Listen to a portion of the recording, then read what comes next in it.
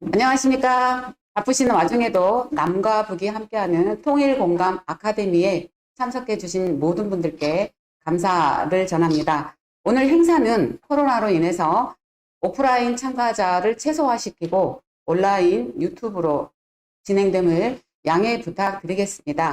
오늘 행사의 사회를 맡은 남북통일운동 국민연합 대전광역시 사무부장 박미화입니다. 분단의 시대를 마감하고 신통일 한국시대를 열기 위해 마련된 남과 북이 함께하는 통일공감 아카데미는 통일교육협의회 지원 사업으로 매년 15개 주요 도시에서 각계각층의 통일 전문가 및 북한 이탈 주민 강사가 한자리에 모여 한반도 통일을 위한 새로운 방향성을 제시함과 아울러 통일의 주체인 우리 국민들의 통일 의지를 결집하고 확산시키고자 마련한 자리입니다. 그러면 지금부터 남과 북이 함께하는 대전광역시 통일공감 아카데미를 여러분의 뜨거운 박수와 함께 시작하도록 하겠습니다.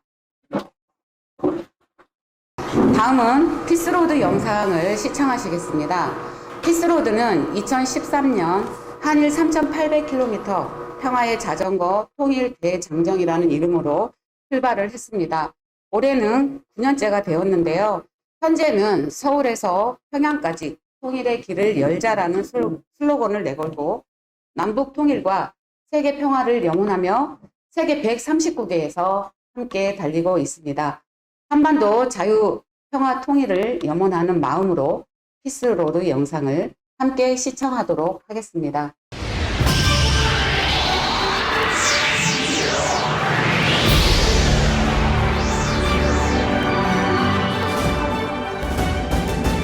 지구상 마지막 분단국 한국. 남과 북이 차갑게 대치하고 있는 DMZ.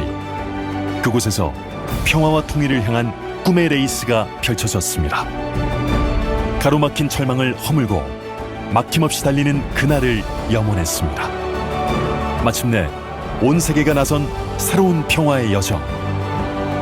세계인들의 꿈처럼 이제 평화의 봄이 한반도에서 시작돼 전 세계로 퍼져나가고 있습니다.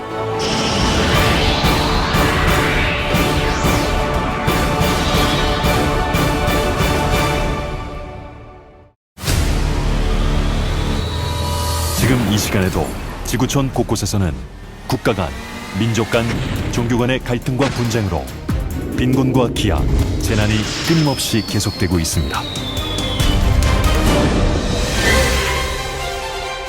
그러나 풀지 못할 갈등도 분쟁도 없습니다. 단절되었던 길을 잇고 막혔던 벽을 허물면 화합과 공동 번영의 길이 열립니다. 그렇게 서로 만나 갈등을 극복하고 소통과 연결로 세계 평화를 여는 전지구적 꿈의 레이스 피스로드. 피스로드 세계 대장정은 각 나라별 국가 지도자들과 오피니언 리더들이 앞장서고 각국 국회나 공공기관 청사에서 출발식이 거행되는 등 세계 시민사회에서 평화의 한 축으로 자리를 잡고 있습니다. 각 나라 주요 도시별로 피스로드의 날이 정해지고 사람과 사람, 마음과 마음이 모여 페달을 밟으며 평화의 메시지를 전했습니다. 130개국, 서로 다른 언어와 피부색, 서로 다른 문화와 종교를 가진 사람들이 피스로드로 종주를 거듭하며 모두 하나가 되었습니다.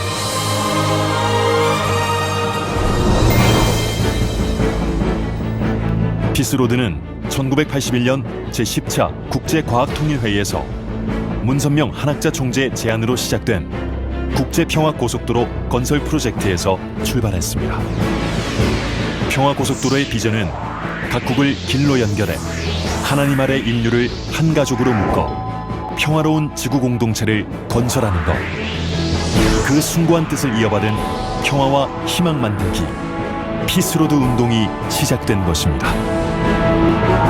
2013년에 시작돼 세계가 함께 호흡하며 함께 달려온 9년.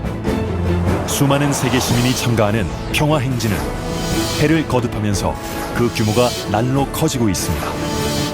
전 세계 시민들의 가슴을 달구며 전지구적 평화 축제로 승화돼 새 희망의 불씨를 퍼뜨려가고 있습니다. 71년 전 한국전쟁 때 세계 16개국 청년들이 자유와 평화를 위해 싸웠습니다. 그들의 정신을 기리며 2021 피스로드 한반도 종주가 시작됐습니다. 종주단이 주요 광역도시를 거쳐 임진각으로 향합니다. 지금 달리는 이 길이 평양까지 이어지기를 꿈꾸며 내달립니다. 희망을 안고 통일로 가자. 무더위도 높은 언덕도 힘들지 않았습니다.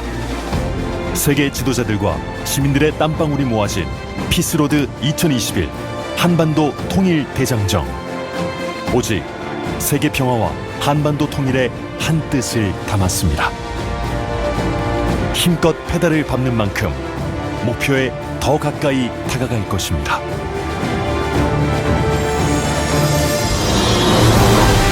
온 인류가 평화로운 한 가족이 되는 원대한 꿈. 그 꿈이 실현되는 날까지 더 많은 세계인들이 피스로드의 주인공이 되어 희망 대장정에 함께할 것입니다. 신통일 한국, 신통일 세계의 꿈이 실현되는 그날까지 피스로드는 중단 없이 달릴 것입니다.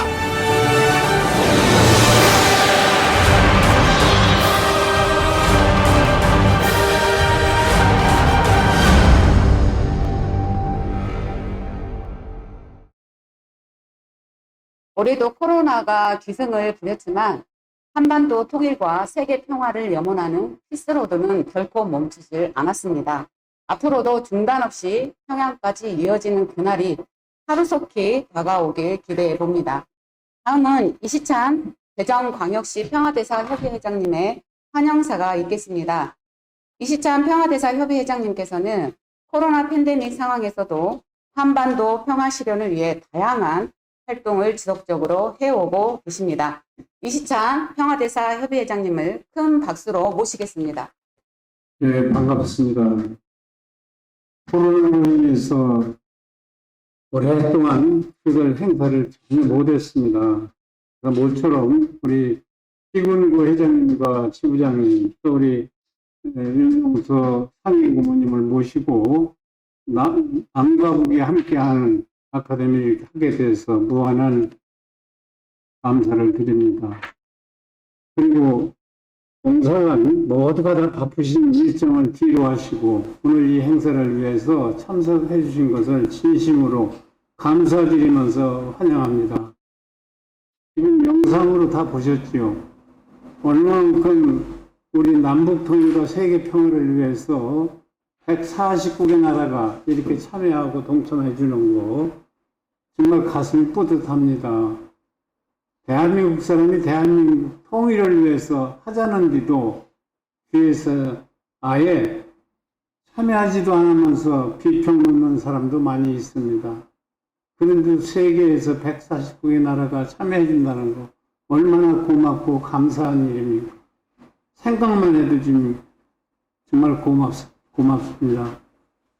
그리고 지금 평화대사 남북통일국민연합이 지금 얼마만큼 주위의 사람들한테 크게 호응을 얻지는 못합니다. 그래도 폼페이오 미국 국무장관이 또 이렇게 김동천을 전 통일부 장관 같이 해서 서울에서 행사한 걸 아마 영상으로 다 보셨을 겁니다. 그걸 보면 가슴이 뿌듯합니다. 방송국에서 저희 행사하는 거 한 번도 이렇게 잘 안 해줍니다. 그런데 금년에는 그 행사를 잘 방해해 주셔서 우리들이 정말 고맙게 생각하고 이제 평화가 이제 오는 길이다 하는 느낌을 가졌습니다. 그런 행사에 여러분들은 지금 밤이나 낮이나 오직 남북 통일을 위하고 세계 평화를 위해서 봉사해 주시는 거 얼마나 고맙습니까? 저는 이 평화대사 협의회에 이렇게 나온 지가 한 7, 8년 됩니다. 와서 정말 이렇게 볼 때마다 이건 꼭 필요한 운동이다. 그래서 열심히 누구보다도 이 자리에 계신 분들하고 같이 마음껏 노력을 하고 있습니다. 여러분들 힘들고 어려워도 좀 동참을 꼭 해주시라는 부탁을 다시 한번 드리고, 오늘 또 강의를 해주신 강미진 우리 강사님 참여해서 고맙습니다. 또 우리 박동익 교수님 이렇게 와주셔서 고맙고요. 두 분들한테 큰 박수 한번 해주세요. 그리고 우리 상임고문신 전 대일보 사장님, 윤종서 우리 회장님 나오셨습니다. 큰 박수. 오늘 이렇게 행사를 추진해준 우리 박형진 지부장님과 우리 박미화 사무국장님 박수 한번 해주세요. 고맙습니다. 여러분들 가정의 행복과 건강이 늘 함께하기를 기원드리면서 제 한영사에 가능합니다. 감사합니다. 네. 이시찬 회장님께서는 평화운동에 대한 열정만큼은 그 어느 누구보다도 정말 대단하십니다. 열정을 담아 환영사를 해주신 우리 이시찬 협의회장님께 다시 한번 큰 박수 부탁드립니다. 오늘 행사를 위해서 우리 지역에 계시는 국회의원 및 시의장 그리고 교육감님께서 각각 서면과 동영상으로 축하의 메시지를 보내주셨습니다. 네, 다음은 우리 박형진 남북통일운동 국민연합 대전광역시 회장님께서 나오셔가지고 내린 소개 및 축사를 대독하시겠습니다. 박형진 지부장님을 큰 박수로 맞이해 주시기 바랍니다. 예, 반갑습니다. 예, 박형진입니다. 여러 회장님들 오래간만에 얼굴 뵈오니까 너무 감개무량합니다. 지나간 세월이, 지나간 코로나의 시절이 다시금 겪기 싫은 그런 시절이었습니다.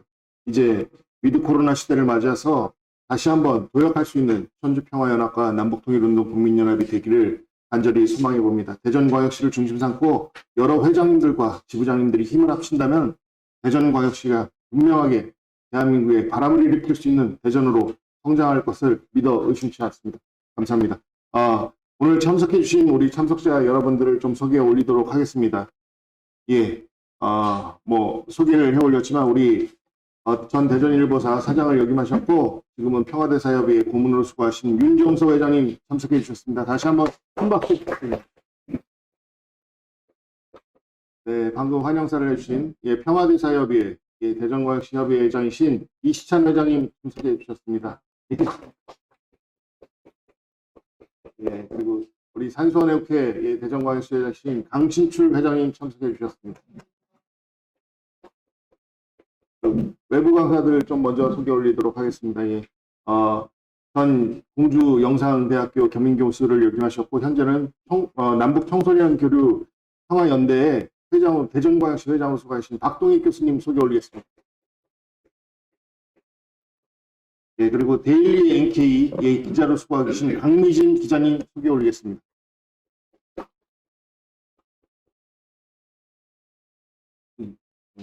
네네.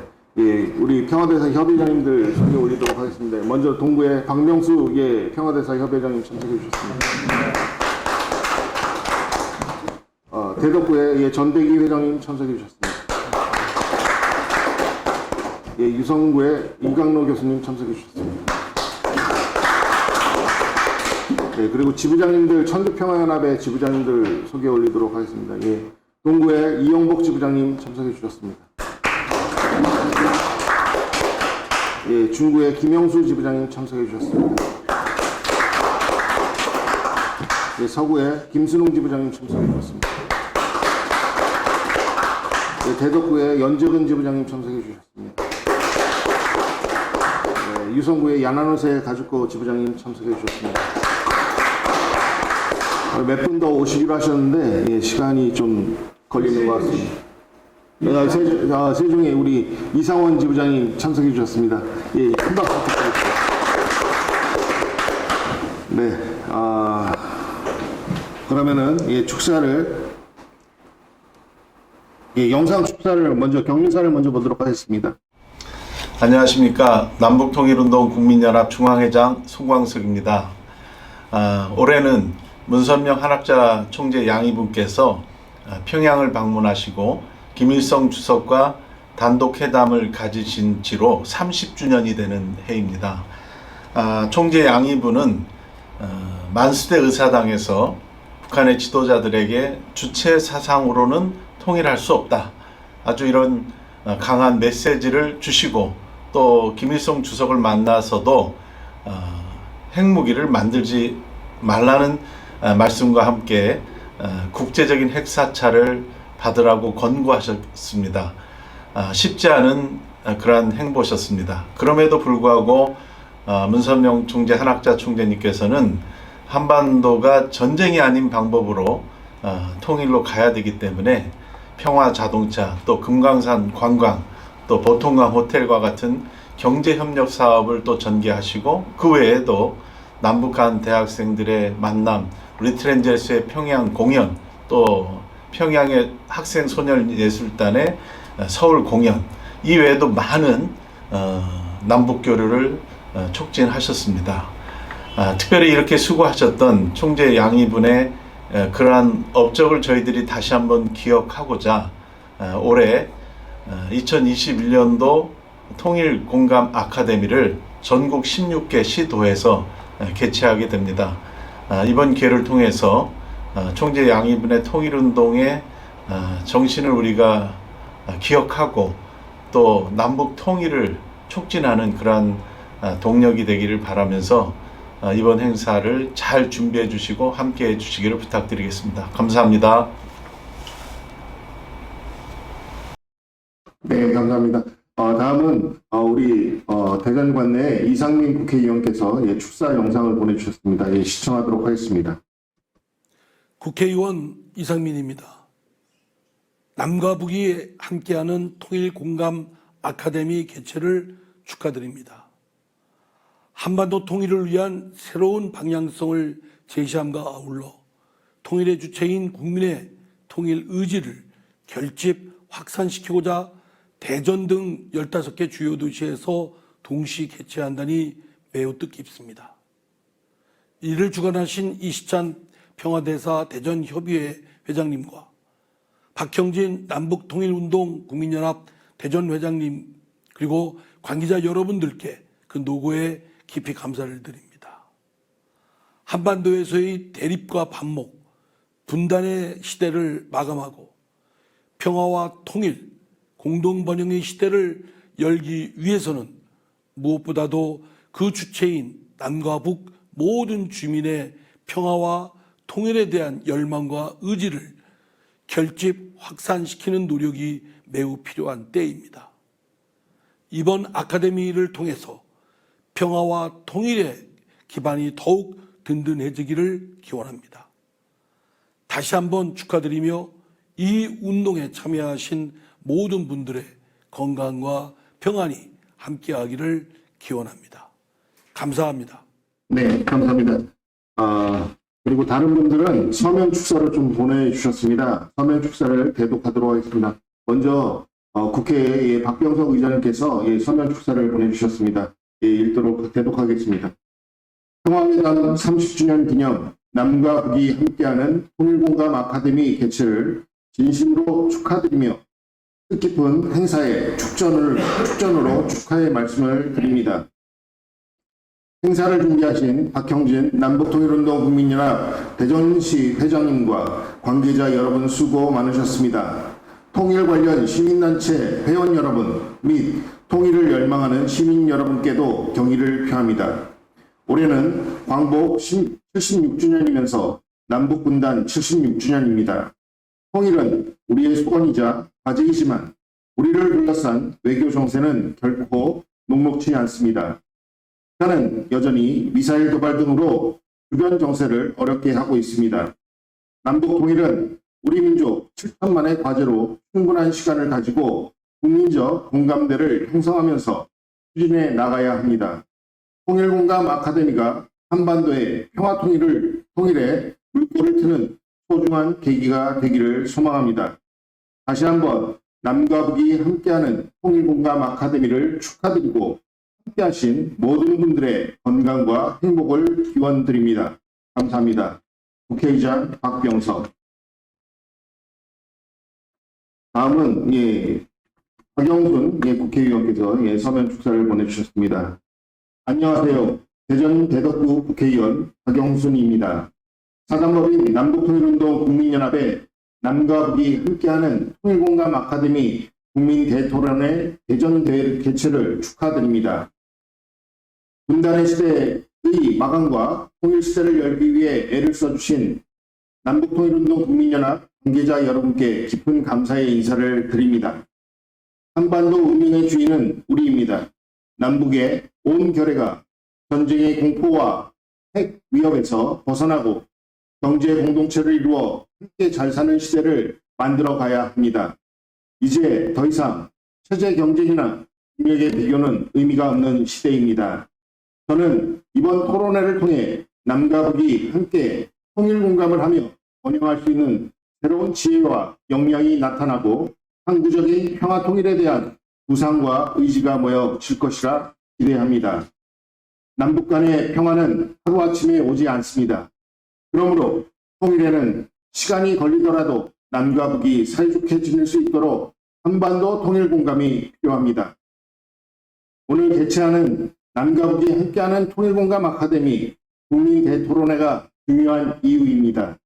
다시 한번 통일공감 국민대토론회의 대전 개최를 축하드리며 저도 국회에서 최선을 다해 돕겠습니다. 오늘 행사에 참여하신 모든 분들의 건강을 기원하겠습니다. 감사합니다. 국회의원 박영순. 다음은 저희 관내에 대전광역시의회 의장이신 권중순 의장님께서 서면 축사를 보내주셨습니다. 반갑습니다. 권중순 대전광역시의회 의장입니다. 통일에 대한 공감대 확산을 위한 남과 북이 함께하는 통일공감 아카데미 개최를 진심으로 축하드립니다. 우리는 반세기가 넘는 오랜 시간 동안 분단의 아픔을 겪고 있습니다. 더 이상 이 분단의 아픔이 없도록 국민적 이해와 공감대를 바탕으로 통일을 위한 길을 걸어가야 할 것입니다. 어렵고 힘든 길이지만 통일에 대한 관심과 올바른 이해를 위한 우리의 노력은 계속되어야 합니다. 어려운 상황 속에서도 통일을 위한 의미 있는 이번 행사가 통일의 필요성과 중요성을 일깨워주며 통일과 한반도의 미래에 대한 진지하게 고민해 보는 뜻깊은 시간이 되기를 바랍니다. 감사합니다. 다음은 대전광역시 교육감이신 설동호 교육감님께서 서면 축사를 보내주셨습니다. 백두에서 한라까지 오색으로 물드는 아름다운 가을에 남과 북이 함께하는 통일공감 아카데미 개최를 축하드립니다. 한반도 평화 통일의 기반을 다지고 통일을 향한 국민적 공감대를 북돋들기 위해 뜻깊은 자리를 마련해 주신 평화대사 대전광역시협의회 이시찬 회장님과 남북통일운동 국민연합 대전광역시 지회 박형진 회장님을 비롯한 회원 여러분께 깊이 감사드립니다. 남북통일운동 국민연합은 다양한 통일 사업을 전개해 통일을 이루어 나아가기 위하여 힘쓰고 있습니다. 민족의 슬로건인 통일을 향한 확고한 신념을 가지고 민간 부분 통일운동의 역군으로 활동하고 계신 회원 여러분의 열정과 헌신에 감사드립니다. 한반도의 항구적이고 공고한 평화 정착을 위해 대화와 협력의 새로운 질서를 만들고 통일 항구의 내일을 준비해야 할 때입니다. 남과 북이 함께하는 통일공감 아카데미는 이러한 실천적 노력의 일환으로 범국민적 통일 의지를 모으고 널리 확산시키는 뜻깊은 자리가 될 것입니다. 한반도 평화 정착을 위한 사회적 담론을 통해 민족의 동질성을 회복하고 남북이 화해와 공존의 미래를 향한 폭넓은 공감을 이뤄낼 수 있기를 기대합니다. 다시 한번 남과 북이 함께하는 통일공감 아카데미의 성공적 개최를 염원하며 통일의 세상을 열어나가는 평화대사 대전광역시 협의회와 남북통일운동 국민연합 대전광역시 지회의 무궁한 발전과 함께해 주신 모든 분들의 건강과 행복을 기원합니다. 감사합니다. 현재 코로나로 인해서 우리 지역 위기를 극복하고 당면한 지역 문제를 해결하시느라 이 자리에는 참석하시지 못하셨지만 우리 행사에 축하 메시지를 보내주신 우리 지역 국회의원님 그리고 시의장님 그리고 교육감님께 너무나 감사드리고요. 또한 축사를 대독해 주신 우리 박형진 회장님께도 큰 박수 부탁드리겠습니다. 이어서 오늘 행사의 하이라이트라고도 할 수가 있겠습니다. 특별히 오늘 강연을 위해 아주 귀하신 두 분을 모셨습니다. 첫 번째로 남과 북이 함께하는 통일공감이라는 주제로 강연을 해주신 강미진 강사님께서는 2009년 북한을 탈출해 현재는 데일리 NK 북한 팀장 그리고 북한 산업기술연구소 이사, NK 투자개발 대표 이사를 지내고 있고요. 국내 방송 및 해외 방송에도 다수 출연하고 있는 아주 능력이 뛰어나신 분이십니다. 강미진 강사를 여러분들의 힘찬 박수로 맞이하겠습니다.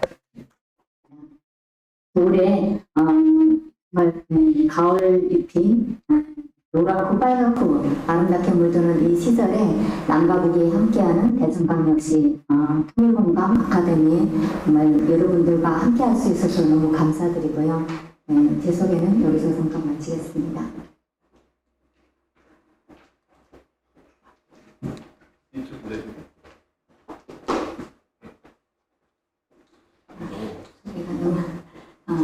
간단한 소개를 이제 말씀드리면 제가 한국에 와서 이제 방송통신대학 경제학과를 졸업하고 지금 북한대학원 대학교에서 경제 IT 대학원 공부를 지금 하고 있습니다.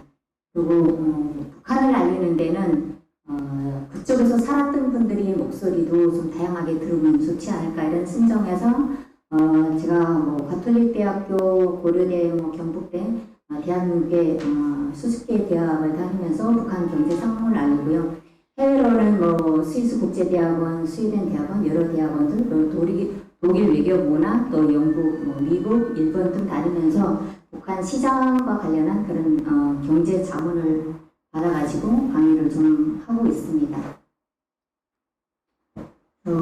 제가 오늘 받은 주제는 남북한 통일공감입니다. 정말 통일공감, 말은 통일공감인데 어떻게 하면 통일공감을 할까 그런 고민도 좀 많이 했고요. 사람과 사람이 마음이 이제 한 곳에서 공유하는 저희 남한에서 살고 있는 남북한 주민이 공감이 안 되면 남북한 떨어져 있는 주민들은 어떻게 공감을 할까 이런 고민도 좀 많이 했고 제가 오늘 여러분들한테 들려드릴 거는 남북한 통일공감에 대한 이야기 그리고 미래 한반도는 어떨까 그리고 현실에 우리 한민족의 중요한 거죠. 그런 부분에 대해서 말씀드리겠습니다. 사실 공감의 원리를 제가 이제 사전에서 좀 찾아봤었습니다. 공감이란 건 상대방이 말하는 그래 이렇게 하는 얘기잖아요. 그래서 정말 남의 의견이라든가 감정을 내 것으로 완벽하게 이제 받아들이진 않아도 어느 정도의 수긍을 하고 공감을 하는 그런 느낌이라고 합니다.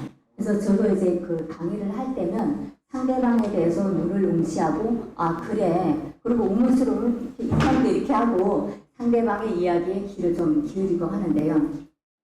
사실 남북한 통일공감이라고 할 때 저희 이제 북한 주민들은 정말 지금이라서 생각을 해보면 통일 과연 먼 곳에 있는 그런 이야기가 아닐까 이런 생각도 했지만 최근에 들어와서는 통일이라는 걸 거창하게 생각지 말고 너랑 나랑 또 남북이 서로가 이렇게 소통하고 이해를 하는 그런 부분이 아닐까 그런 생각을 합니다. 그래서 현재 북한 제가 이제 북한 얘기를 여러 곳에서 하다 보면 정말 북한이 지금 굶고 있어요. 아니면 뭐 전기도 없는 새까만 나라에서 살아요. 이런 얘기들을 많이 합니다. 제가 이게 참전거리 그 야경입니다. 제가 2019년에 내부로부터 받은 사진인데요. 참전거리 야경이 저녁 9시 한 40분까지 이렇게 야경이 밝다고 합니다. 그러니까 북한의 전력사정도 물론 어렵겠지만 북한이 2010년대에 들어와서 우리가 알고 있지 못하는 그런 내부적인 그런 변화도 좀 일으키고 있어서 그리고 제가 이제 도중에서 좀 말씀드릴 부분이 하나가 있는데 제가 2016년, 2017년 2회에 걸쳐서 UN 회의에 참가한 적이 있습니다. 하나는 북한 주민들이 정부와 자유에 대한 거고요. 하나는 북한 아동들의 노동 착취에 관한 거였었는데요. 실제 북한 내부 소식들은 북한이 단절하고 있는 그런 상황에서 외부에 많이 알려지고 있지는 않습니다. 그런 상황에서 혹시 오해가 생길까 저도 많이 좋아하고 현재의 소식을 빨리빨리 이제 그 내부 소식을 취업하는 데 많은 노력을 기울였었고요. 자부하건데요.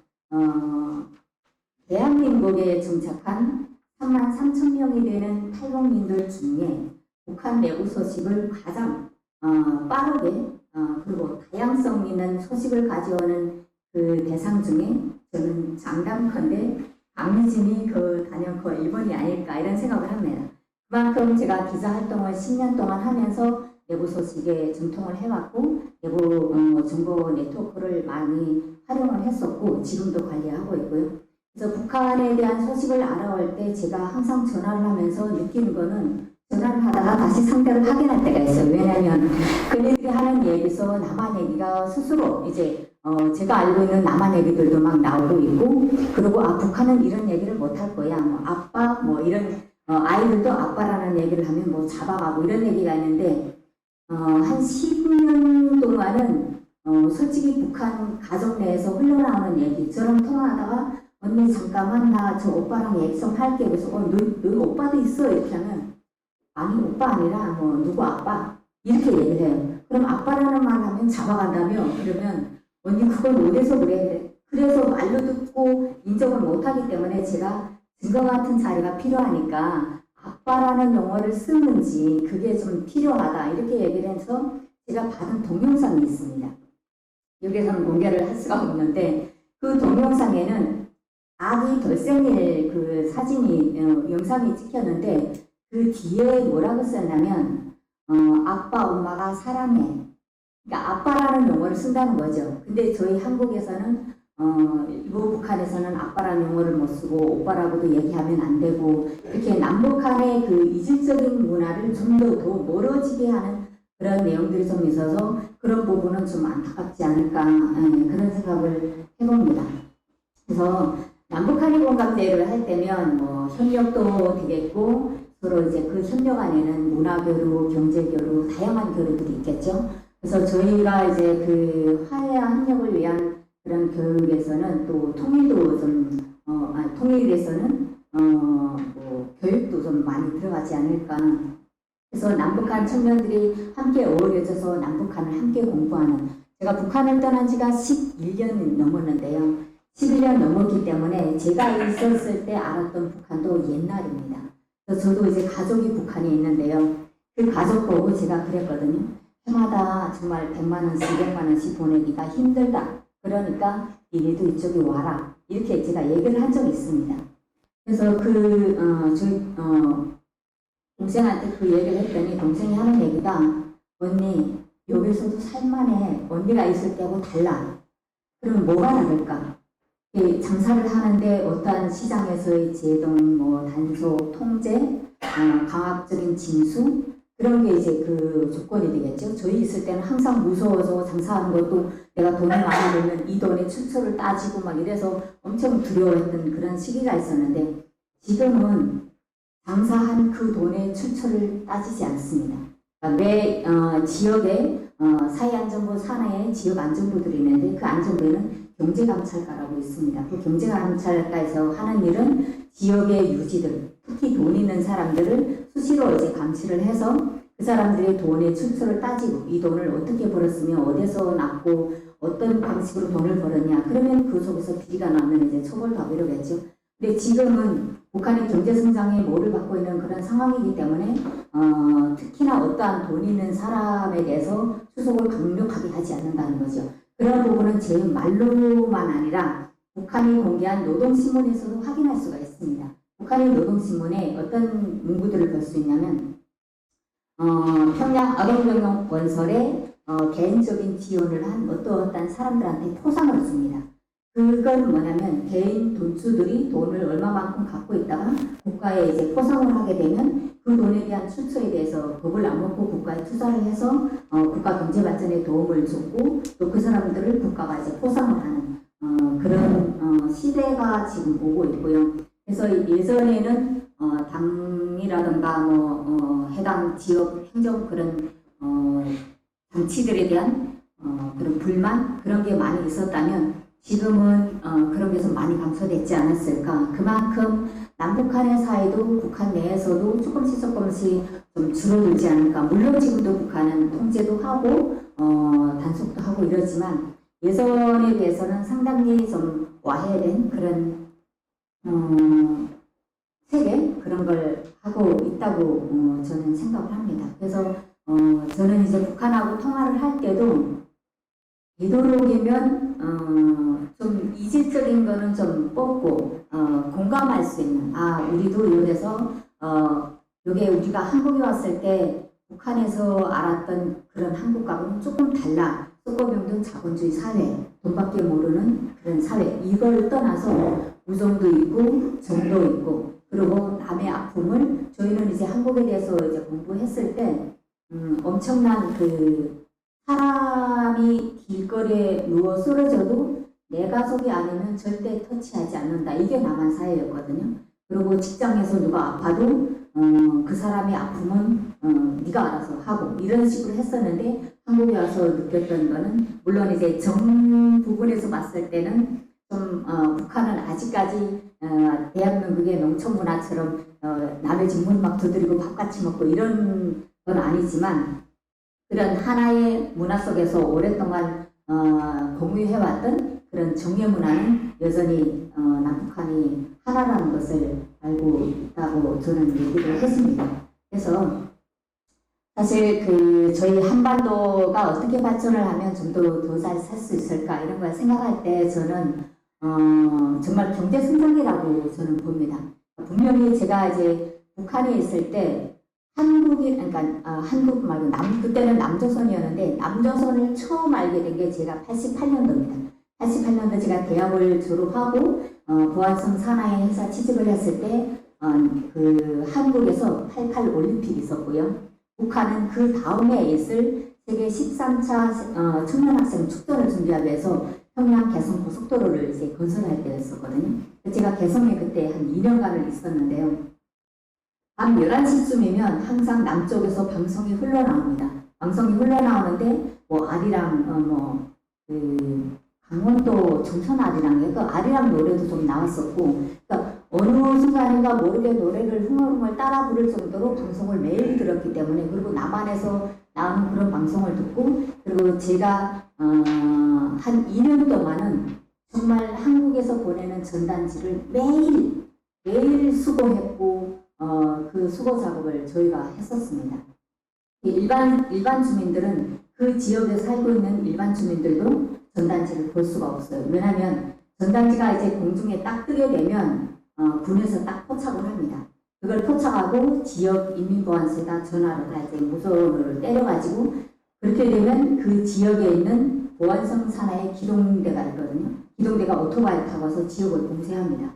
봉쇄하고 저희 안전보호 산하의 그 회사들이 그 지역을 정말 쏘개듯이 이삿듯이 이렇게 해서 그 수거를 하거든요. 그래서 다 소각을 합니다. 그렇기 때문에 그 지역에 있는 다른 일반 주민들도 전단지를 잘 볼 수가 없고요. 다만 보안소에 한두 장을 붙여놓습니다. 그걸 보고 전단지를 보고 일반 주민들은 전단지를 좀 볼 수 없는 그런 상황인데 그때 제가 봤던 대한민국은 저희는 적지물자라고 하는데 적지물자가 이제 박스에 매달려서 이제 와서 저희 지역에 딱 떨어지게 되면 이제 안전국 정치부부장 내지는 소대장 이상의 간부들이 모여서 그 물자를 이제 수거를 하거든요. 수거를 하면서 제가 항상 느꼈던 게 지금 말하면 생수병인 것 같아요. 근데 저희는 그때 그 독약이라고 했거든요.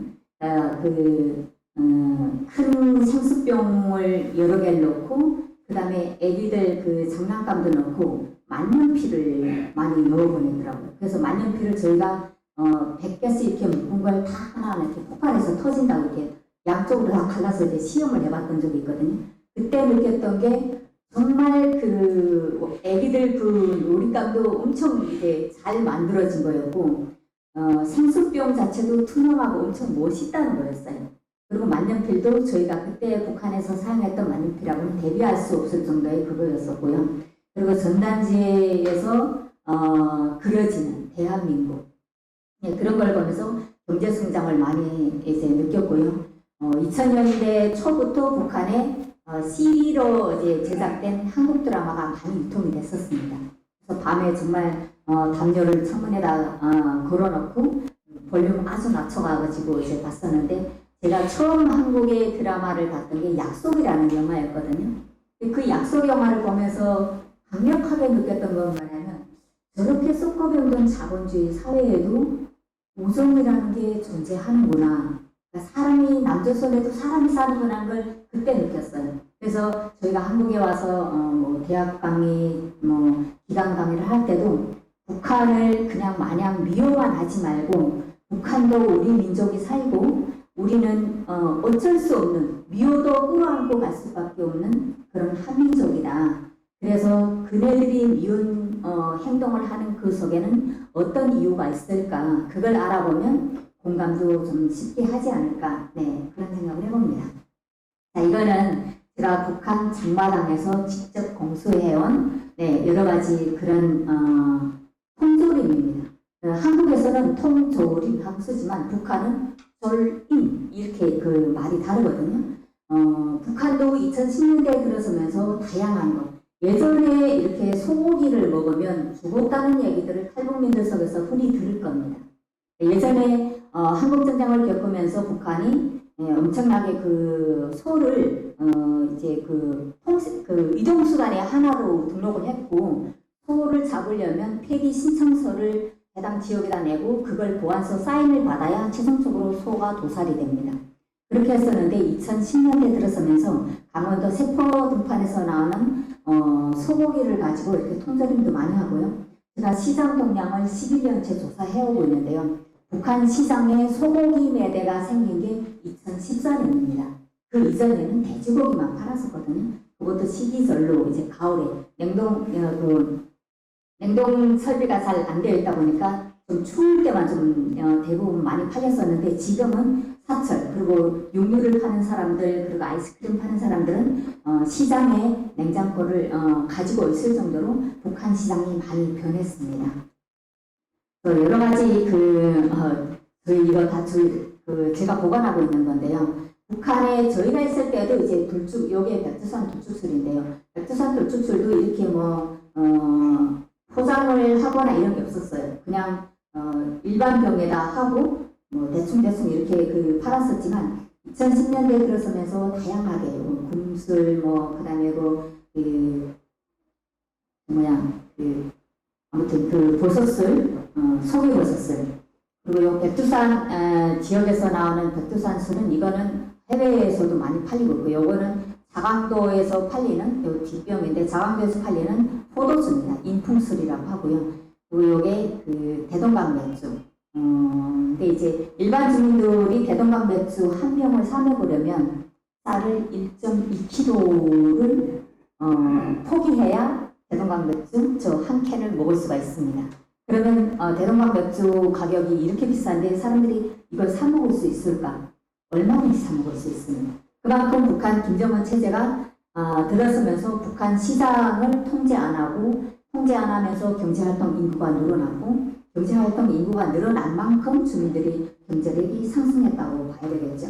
그래서 제가 이제 한국 식품산업협회에 강의를 할 때, 그분들이 향후 교류가 될 때 우리 식품산업협회에서는 어떤 걸 해서 팔면 좋을까 이렇게 해서 얘기를 했는데, 실제 가격대, 그리고 북한도 예전하고 달리 좀 다양한 그런 상품들을 생산하고 있어서 가격대, 그리고 맛으로 비해서는 한국이 좀 더 우월하겠죠. 하지만 가격대에서는 북한을 이길 수가 없어요. 북한은 아주 저렴한 가격에 팔리고 있기 때문에 그런 가격 경쟁선에서 잘 참고하라고 그때 제가 공수해왔던 건데요. 요건 말린 낙지고, 요거는 매운 닭발 쪼그락 썼습니다. 그러니까 한국에서는 닭발도 북한 말로는 조금 좀 다른 건데요. 이만큼 이제 이게 술안주감으로도 이렇게 포장이 된 채 많이 팔리고 있어서 2010년대하고 2000년대 북한은 상당히 다르다고 봐야 됩니다. 넘어가네.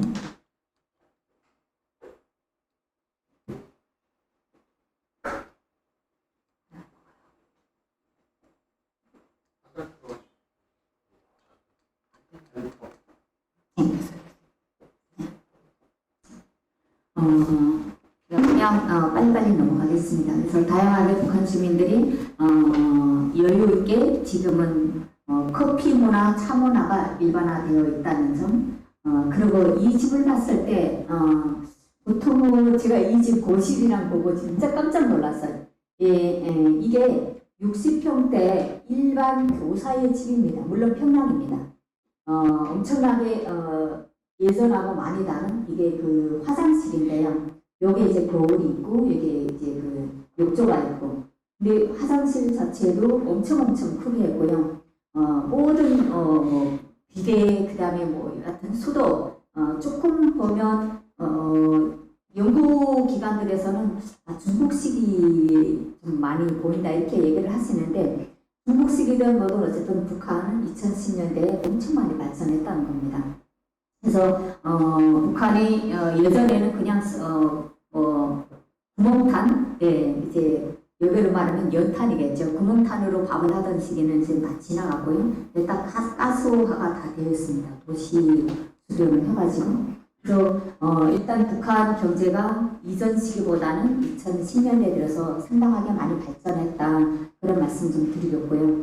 그래서 그러자면 앞으로 저희가 남북한이 잘 어우러져 가자면 상대에 대해서 어느 정도는 좀 알아야 되겠죠. 그래서 현재 북쪽의 현재를 좀 알자면 뭐 문화도 있겠고 경제와 사회, 또 그네들이 가장 중요하게 생각하는 사상이라든가 이런 것도 있겠죠.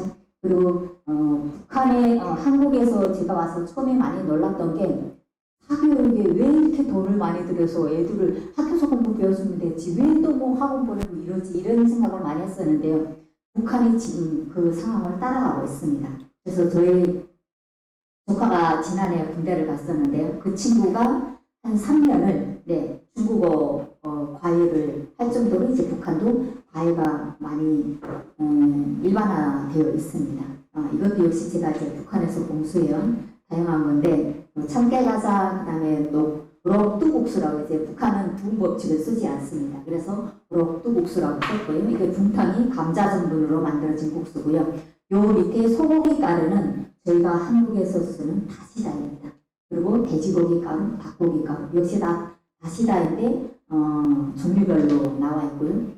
뭐 다양한 사탕 과자들이 있고, 역시 그때 제가 받았던 요거는 사과 식초, 이거는 금강산 샘물, 건간장도 이제 군대에서만 공급이 됐던 게 지금은 일반에서도 많이 공급이 되고 있고요. 시장에 나가면 이렇게 그 일회용으로 쓸 수 있는 마늘젓도 다양하게 팔리고 있습니다. 그만큼 북한 시장이 많이 발전했다고 하고요. 문화적인 부분에서는 남북한이 즐겨 입는 한복 같은 것도 좀 볼 수 있겠죠.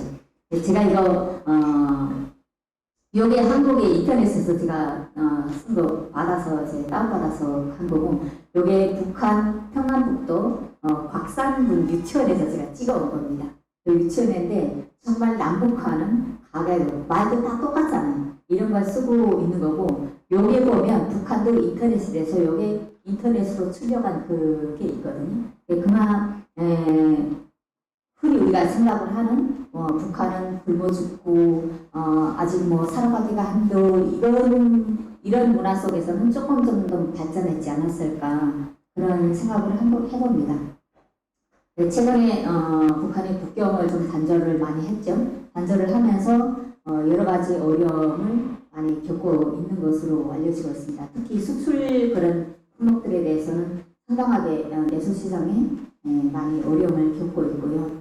그런데 지금 한국에 와서 느낀 것도 정말 코로나를 겪으면서도 느꼈고, 한민족은 한국 전쟁을 겪으면서 그 어려움을 딛고 일어섰던 거랑, 한국에서 새마을 운동하면서 이제 나라 경제를 발전시켰던 거랑, 또 코로나 시대를 겪으면서 그걸 보면서 정말 우리 한민족은 이런 어려움을 금세금세 극복해 나가는 그런 특별한 DNA가 있는 그런 민족이 아닐까, 이런 생각을 해봅니다. 그래서 정말 남북한의 그런 어려움, 물론 분단이 이제 70년 넘어되면서 그런 아픔도 많이 있겠지만, 어느 순간인가 남북한이 정말 보이지 않게 이렇게 조금씩 드티면서 가다 보면 어느새 좀 가까워지고 있지 않을까. 그래서 저 위에 백두산도 제가 이게 6월의 백두산입니다. 6월 달의 백두산을 제가 찍어온 거고요. 제가 찍은 게 아니라 제가 알고 있는 지인이 백두산에 가서 찍어온 거고, 이거는 한국의 백록담 사진 인터넷에서 이제 했는데, 정말 백두에서 한라까지 우리 민족은 언어도 그렇고 문화 또 풍습도, 물론 대한민국은 70년대 이제 서양 문화가 많이 유입이 되면서 조금 이질하는 것도 있긴 하겠지만, 북한하고 한국은 남한은 정말 그 지도에서 보는 것처럼 그냥 한 민족 한 나라이기 때문에 남북한이 서로 공감할 수 있는 이런 다양한 행사들, 그리고 남한에 와 있는 탈북민, 주변에 있는 탈북민들하고 한 걸음 한 걸음 가까워보다 보면 남북한이 함께 어우러질 수 있는 그런 시대가 오지 않을까 생각합니다. 그래서 부족한 강의지만 제가 이제 그 지려응답에서 궁금한 점 말씀드리고요. 네, 들어주셔서 감사합니다. 고맙습니다.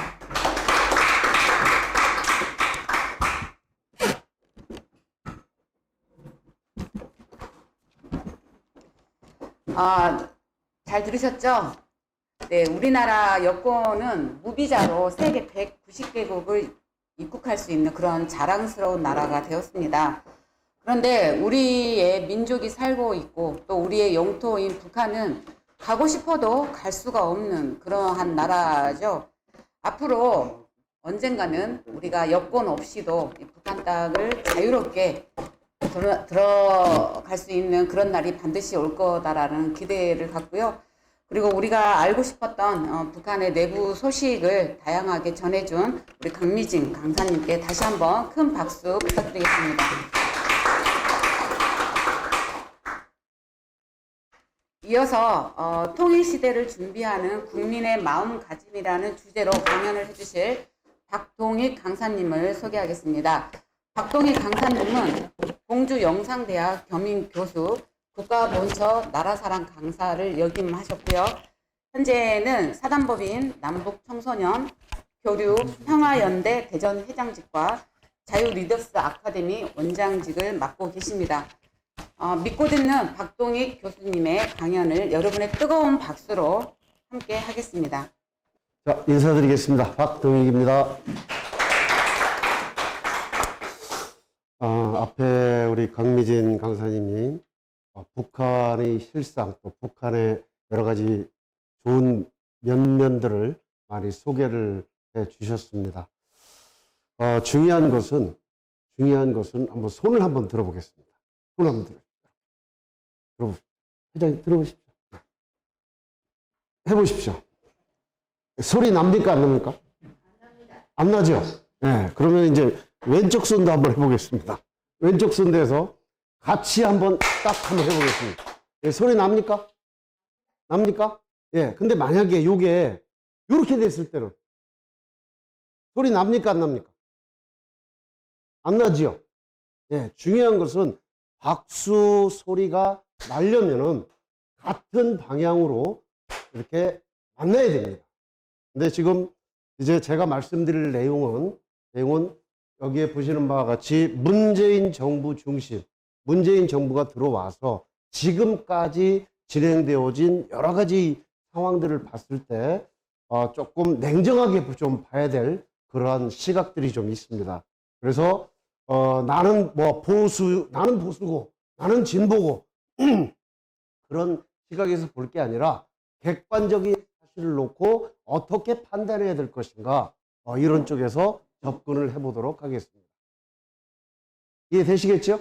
예, 그래서 보시는 바와 같이 북한이 왜 핵위협과 미사일 도발을 왜 아직도 멈추지 않고 있는가? 올해도 벌써 쐈거든요. 올해도 미사일 많이 쐈고 방사포 쐈습니다. 그 다음에 진짜 북한이 하고자 하는 선택이 뭐냐 이거죠. 지금 북미 정상회담도 했고 한미 정상회담도 했고 그 다음에 남북 정상회담도 했는데 진짜 북한이 바라는 게 뭐냐? 라는 것도 한번 우리 다시 한번 생각해 봐야 되겠습니다. 그 다음에 지금 북한이 처한 그 현실이 과연 뭐냐? 우리 대한민국 지금 코로나19 때문에 굉장히 지금 힘들어하고 있습니다. 그럼 북한은 어떻습니까? 힘들어합니까? 안 합니까? 알아요? 몰라요? 대답이 없는 거 보니까 모르는 거죠. 예. 북한의 상황을 지금 제대로 모른다는 얘기입니다. 그럼 말 그대로 우리 지금 통일에 대한 공감 얘기를 하고 있습니다. 통일에 대한 공감 얘기를 하고 있는데 대한민국에 여기에 계신 분들은 지금 열심히 통일에 대한 공감대를 형성을 하자라고 얘기를 하고 있어요. 그럼 북한 주민들은 진짜 통일에 대한 공감에 대해서 얼마만큼 생각하고 있는가? 그거 알고 계십니까? 그것도 이제 우리 한번 냉정하게 한번 생각을 해보도록 하겠습니다. 그 다음에 만약에 북한이 급속한 변화가 있을 때 우리는 어떻게 대응을 지금 말 그대로 통일을 한다. 그럼 통일하면 통일비용 엄청나게 들 것이다. 나름대로 우리는 생각을 하고 있어요. 진짜 우리는 말 그대로 우리 지금 이 자리가 그러한 거에 대한 준비를 하는 자리라고 보여집니다. 이러한 것들이 점점 확산이 되면은 통일 공감에 대한 마인드는 아마 우리 전 세계로 확산되지 않을까 이렇게 생각이 됩니다. 자, 그래서 오늘 제가 이제 이런 내용으로 좀 준비를 하면서 저는 뭐 소개 아까 했으니까 이제 넘어가겠습니다. 예. 금방 이게 될 것 같으니. 전체적으로 이렇게 위기의 대한민국, 그 다음에 최근의 한반도 상황, 그 다음에 정상회담, 여기는 이제 한미, 남북, 그 다음에 미북 간 정상회담, 이런 내용들을 다 포함시켰고요. 그 다음에 대한민국에 대한 상황인식, 북한의 미사일 도발, 북한의 노림수, 통일을 향한 노력, 뭐 이렇게 해서 이렇게 다양하게 좀 준비를 했는데, 처음에는 저한테 시간을 많이 주더니만, 자꾸만 줄여가지고, 이제는 30분 이내로 좀 끝내달라고 합니다. 그래서, 좀 빨리 끝내고, 핵심적인 내용만 말씀을 드리고, 좀 빨리 끝내고, 질의응답을 받을 수 있도록 이렇게 하겠습니다.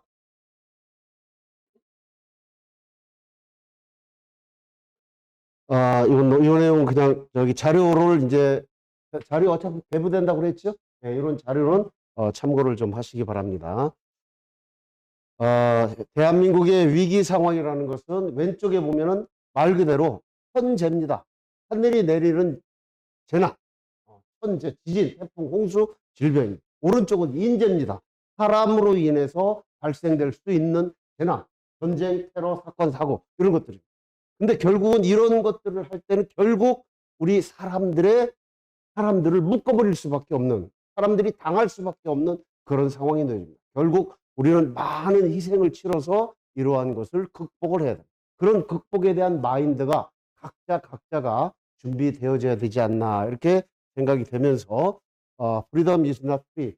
자유는 거저 주어지는 것이 아니라 희생을 통해서 얻어지는 것이다. 이런 쪽에 말씀을 드립니다. 이거 넘어가겠습니다. 문재인 정부도 잘 한다고 그랬는데 요즘 가장 최근 정부의 통계를 보니까 여기 특별한 게 있어서 제가 좀 가져와 봤습니다. 없다가 37.4%. 없다가. 그래서 진짜 문재인 정부가 잘하는 일이 없나? 진짜 잘못한 일은 뭔가? 그랬더니 부동산에 관련된 이런 쪽은 지금 잘못하고 있다. 근데 거기 남북 문제에 대해서는 굉장히 관심도가 떨어집니다. 이건 자료를 참고하시기 바랍니다. 앞으로 우선적으로 추진해야 될 부분, 여기 부동산 문제, 이 부분이 가장 핵심 이슈로 나오는데, 이 부동산 문제가 이렇게 올라가는 요 표, OECD 중에서 제일 높은 그러한 현실이 지금 대한민국의 현실입니다. 그래서 부동산 문제가 급작스럽게 이제 올라간 겁니다. 자료를 참고하시기 바랍니다. 문재인 대통령의 국정 수행 평가가 여기 때가 이제 41%인데 지금 점점 지금 이런 상황으로 지금 떨어졌고 긍정적이다. 그 다음에 부정적이다. 이러한 것들이 이제 오늘 아침 통계로 해서 이렇게 나왔습니다. 이건 참고하시기 바랍니다. 그 다음에 정당 지지도도 빨간 게 국민의힘, 그 다음에 파란 게 지금 더불어민주당인데 이거는 국민들이 이제 평가하는 그러한 내용이고 참고하시기 바랍니다. 자, 이제 중요한 것은 강성했던 고구려가 멸망을 했고요. 그 다음에 임진왜란이 일어났고 청나라가 침입한 병자호란이 일어났고 그 다음에 한일 합병이 일어났습니다. 그렇게 찬란했던 역사를 자랑했던 우리나라도 외적으로 이렇게 당했습니다. 근데 이 외적으로 당할 때 외적이 강해서 적이 강해서 당한 것도 물론 있겠지만 가장 중요한 것은 내부 분열이더라 이겁니다. 내부 분열. 그래서 역사 속에서 이러한 증거를 하나 좀 여러 가지를 좀 찾아볼 수 있는 게 뭐 월남 패망 여러분들 뭐 다 아실 테고 아프가니스탄 패망하는 것 그것도 다 봤을 테고 그 다음에 이제 하나 이거는 좀 참고할 내용인데 러일 전쟁이 1904년에 일어났습니다. 러일 전쟁 당시에 맥킨지라고 하는 영국 사원이 이용익이라고 하는 그때 대한제국의 탕리부 대신한테 서로 대화를 하는 겁니다. 이 이용익이라는 분을 찾아보니까 어떤 분이냐? 말 그대로 고려대학교의 전신인 보성전문학교를 설립하십니다. 이분이 나중에 이제 인천 김성수한테 그걸 넘기죠. 그러면서 고려대가 지금 현재 안암골에 자리를 잡게 합니다. 그 보성전문학교를 세우신 분이니까 얼마만큼 선각자인지는 아마 알 겁니다. 그런데 그때 당시에 이분의 안보의식입니다. 한국, 대한제국 스스로 구할 계획을 추진할 필요가 있다라고 조언을 합니다. 조언을 하니까 상리부 대신 대한제국은 안전하다. 왜냐하면은 대한제국의 독립은 유럽과 미국에 의해 보장되어 있기 때문에 그 전에 미국과 한미 말 그대로 한미 상호방위조약 그때 당시에 미국과 이미 조약을 맺었어요. 맥킨지 자신의 힘으로 뒷받침하지 못하는 조약은 아무 소용이 없다는 거 모르냐? 그랬더니 다른 나라가 무엇을 하든 문제가 안 다. 우리는 중립을 선언했다 이거예요. 대한제국 중립을 선언했고 그 다음에 중립을 존중하도록 요청했다. 한국이 대한제국이 스스로 지키지 않는데 어떻게 다른 나라가 대한제국을 지켜준단 말이냐? 그러니까 우리는 미국의 약속이 있다. 무슨 일이 일어나든 미국은 우리의 친구다. 그리고서 5년 후에 그로부터 1년 후에 외교권이 박탈이 되고 외교권을 일본한테 뺏기고 그로부터 5년 후에 한일합병이 일어나. 결국 내부에서 우리 스스로 마음에 대한 준비를 하지 않으면 그만큼 힘들어진다라는 것을 단편적으로 얘기합니다. 북한이 36년 만에 개최한 대회로 김정은의 3대 세습의 방점을 찍은 대회가 있어요. 혹시 아세요? 지나와가지고서 모르시는구나. 이따가 나오니까 제가 설명드리겠습니다. 대한민국의 평화적 노력에도 불구하고 이게 자꾸만 엇갈리는 거야. 고발과 테러를 멈추지 않고 있어. 왜 그럴까? 왜 그럴까? 세 번째, 북한은 국제적으로 고립 압박을 받고 있으면서도 통치자금 고갈이 됐고 그 다음에 식량도 부족하고 어려운 여건인데도 불구하고 왜 핵을 포기하지 않느냐. 왜 그걸 꼭 그냥 붙들고 있느냐 이거죠. 그 다음에 정전협정을 평화협정으로 지금 문재인 대통령이 지금 유엔에 가서 종전선언하자 이거 계속 주장한단 말이죠. 계속 주장하는 이유가 뭐냐 이거죠. 결국 우리 내부의 사정을 정확히 알아야지 통일에 대한 공감이 이루어질 수 있는 겁니다. 이거 이따 다시 한번 나옵니다. 가끔가다 되고 안 되고 그래.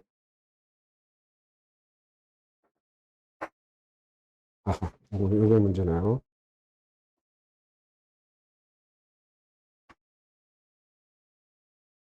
네.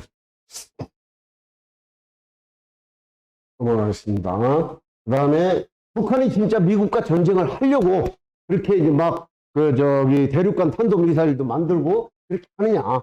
만약에 그렇게 한다고 그랬을 때 북한이 진짜 이기냐? 이길 수 있느냐? 그건 아니겠죠. 네, 그건 아니겠죠. 그렇지만 어쨌든 이길 수 없음을 알면서도 왜 자꾸만 북한을 자극하느냐 이거예요. 그 다음에 트럼프 일 때 북한의 위협이 허풍인 걸 트럼프가 알아요.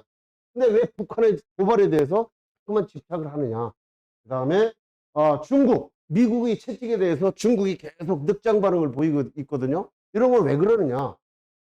그 다음에 말 그대로 지금 한미동맹 이거 굉장히 지금 한쪽에서는 굉장히 중요하다 얘기를 하고 한쪽에서는 이거 정전협정 이거 이제 이제 폐기해야 된다 이제 이런 쪽으로 지금 평화협정으로 바꿔야 된다 이런 쪽으로 지금 얘기를 하고 있거든요. 왜 그러냐라고 하는 시각들을 그만 이제 하다 보면 생각하다 보면은 이런 답들이 풀립니다.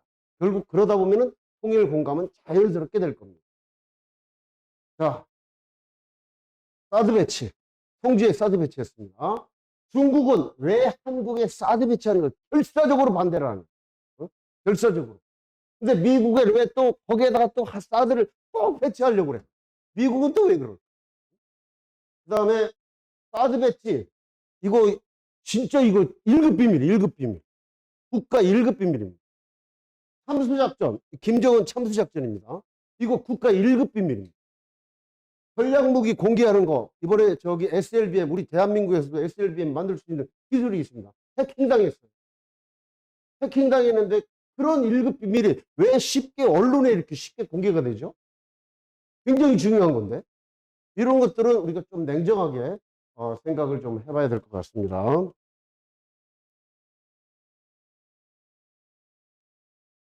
컴퓨터가 제 맘 같지가 않네요.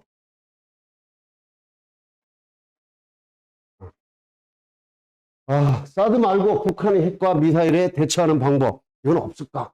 이거 초등학교에 가서 강의를 했더니 초등학교 아이들은 기가 막힌 답을 알고 있더라. 어떤 답이냐? 레이저로 쏘면 된대, 레이저로. 한쪽 위에서 그냥 레이저로 팍 쏘면 그냥 그대로 가서 이제 폭파한다고 굉장히 쉽게 답을 알고 있더라고. 자, 중국에 대한 대한민국의 정부의 진짜 전략은 뭐냐? 그 다음에 성주의 주민들이 반대하는데 왜 성주에 사드를 배치하려고 하느냐? 왜 사드를 성주에 배치하려고 하느냐? 그리고 다른 지역에서 반대하는 사람들은 왜 반대하느냐? 또 찬성하는 사람도 있어요. 찬성하는 사람들은 왜 찬성하느냐? 이런 생각들을 자꾸만 머릿속에 갖다 보면은 이제 대한민국의 입장이 분명히 드러날 거라고 보여요. 자, 북한이 미사일 목표, 요거는 간단하게 짚고 넘어가겠습니다. 장사정포 50에서 250km. 이거 북한에서 쏘면은 서울이 목표입니다. 서울이 목표고, 스커드 미사일 300에서 남한 주요 지역. 그 다음에 노송 미사일 남한 전 지역이고 주일 미군 기지. 그 다음에 그 이하는 이제 멀리 가는 건데, 멀리 가는 거는 이제 특별히 관심 두지는 않아도 될 것 같습니다. 자, 북한의 핵 문제와 압박을 병행해야 된다. 이거에 이제 기본적인 시각이고요. 이제 최근에 한반도 상황을 한번 생각해 보겠습니다. 2017년 3월 박근혜 대통령이 탄핵이 됐습니다. 5월 10일 날 선거를 통해서 문재인 당선됐습니다. 그 다음에 이제 그 이후에 북한은 6차 핵실험까지 주도를 했습니다. 자, 그렇다 보니까 트럼프가 북한을 테러 지정국으로 재지정을 했어요. 테러국으로 재지정을 했어요. 이때 세계적인 상황이 북한에 대해서 압박으로 갑니다. 북한에 대해서 엄청난 유엔 제재를 통해서 갑니다. 유엔 제재 가니까 미국, 뭐 다른 여러 국가, 그 다음에 대한민국도 따라갑니다. 그래서 엄청난 압박이 이제 계속되고 있는 가운데 이게 이제 상황이 풀어지기 시작을 합니다. 상황이 풀어지기 시작하는 게 2018년 1월 1일 날 김정은이 신년사를 발표를 합니다. 신년사를 발표하면서 두 가지 내용을 얘기를 합니다. 첫 번째, 핵 단추가 내 사무실 책상 위에 있다. 그 다음에 남쪽에서 열리는 평창 동계올림픽에 내가 참여할 수 있다. 우리가 참여할 수 있다. 라고 하니까 이제 그때부터 이제 큰 물살을 타고 가면서 바로 이제 문재인 대통령이 환영 메시지를 보냅니다.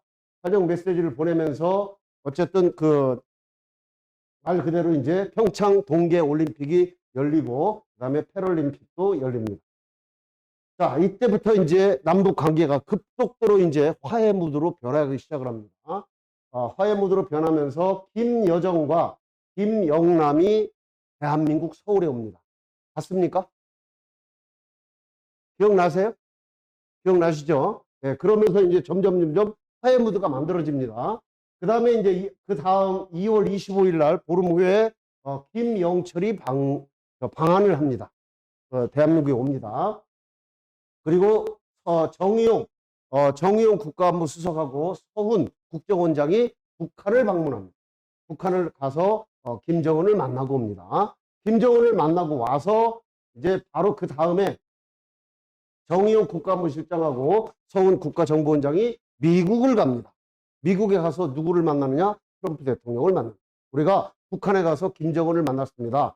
그래서 이러이러한 내용을 메시지로 전달을 합니다. 이런 식으로 해서 얘기가 됩니다. 그리고 나서 정의용은 중국으로 가고 그 다음에 서훈은 일본으로 갑니다.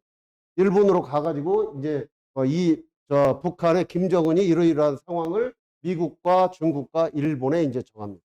그러면서 이제 뭐가 만들어지느냐? 미북 정상회담이 이루어질 수 있는 기틀을 만듭니다. 이때만 해도 우리 대한민국 통일에 대한 공감 또 북한의 개혁 개방에 대한 생각을 굉장히 많이 했어요. 지금하고는 아주 굉장히 딴판입니다. 자, 어쨌든 이런 내용으로 대북 특사가 남북 정상회담에 관련해서 이러이러한 발표를 했습니다. 그 다음에 발표 전문 정의용 국가안보수석이 이렇게 얘기를 했는데 이따가는 이게 실체가 드러납니다. 누구 때문에 실체가 드러나냐? 볼턴이라고 하는 미국의 안보 수석 때문에 이게 이제 약간의 문제가 있다라고 하는 식으로 이게 이제 드러나기 시작합니다. 미 국무부는 북한의 진정성은 시간이 지나봐야만 알다라는 식으로 이제 얘기를 합니다.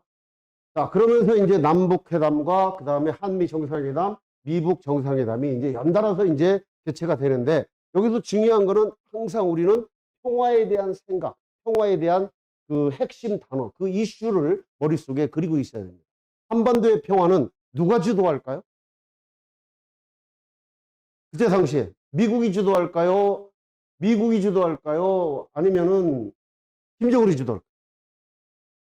네? 김정은이 주도합니까? 한반도 통일에 가장 영향을 미치는 나라가 어디예요? 미국입니까? 네. 제가 민주평통에 설문을 할 때 이렇게 쭉 통계를 보면은 한반도 통일에 가장 영향을 미치는 나라 미국이라고 얘기해요. 핵심 당사국은 대한민국과 북한이에요. 근데 통일에 가장 영향을 미치는 미국이라고 얘기를 합니다. 그런데 중요한 건 이따가 북한 사람들은 미국을 어떻게 보느냐? 북한 사람들은 남한을 어떻게 보느냐? 이거를 이제 진짜 이건 통계적으로 봐야 됩니다. 그래서 이제 남북 정상회담이 열렸습니다. 4월 27일 날, 5월 20일 날 평양에서 열리고 통일교에서 열리고 그 다음에 이제 그러면서 이제 3차 남북 정상회담이 열렸는데 의제가 이거예요. 남북관계 개선, 비핵화를 위한 북미대화 증진, 그 다음에 남북 간 군사적 긴장과 전쟁 위협 종식, 이게 의제예요. 그러니까 우리 만나면은 이런 얘기를 하자 이거예요. 그런데 결과적으로는 이런 얘기가 나와야 되잖아요. 그죠? 이런 얘기가 나와야 되는데 이런 얘기예요. 서해 철도 연결하고 금강산 사업 정상화, 이산가족 이런 얘기가 아니라 이런 얘기들이 나와요.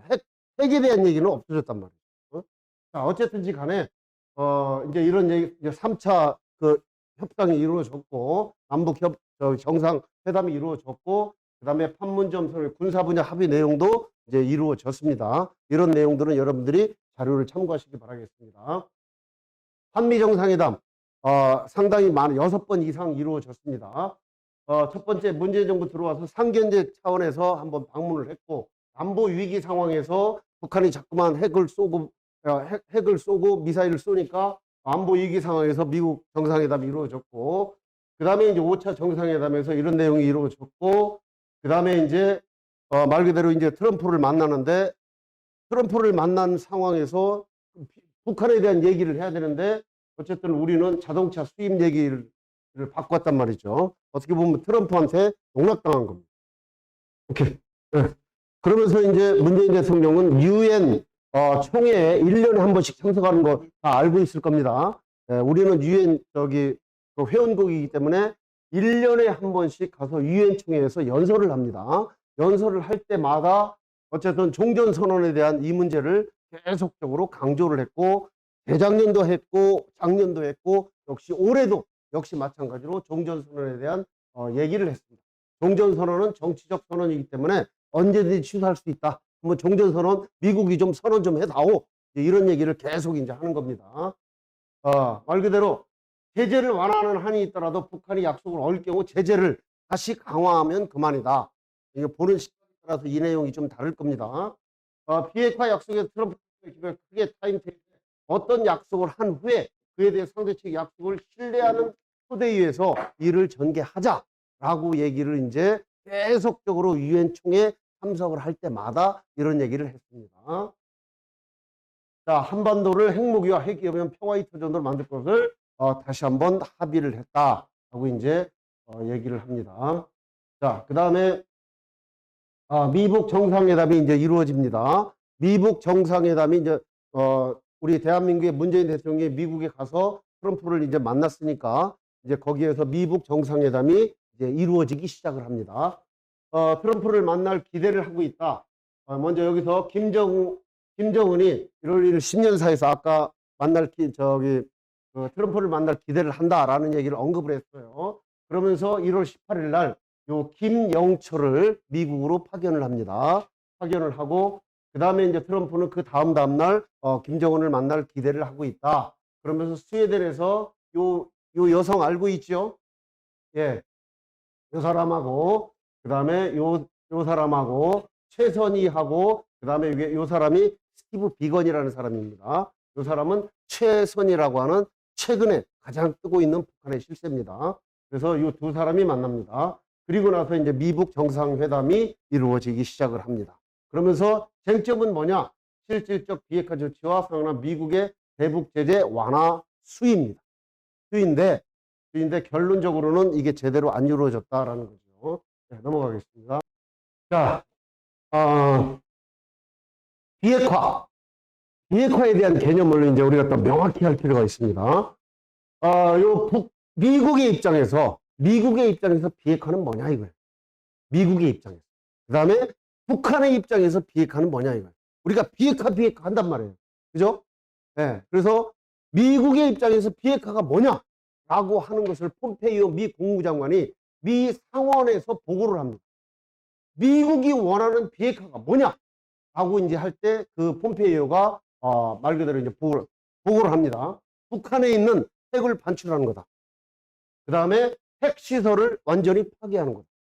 그리고 대륙간 탄도미사일 이거 다 미국으로 가져가는 거다. 반출하는 거다.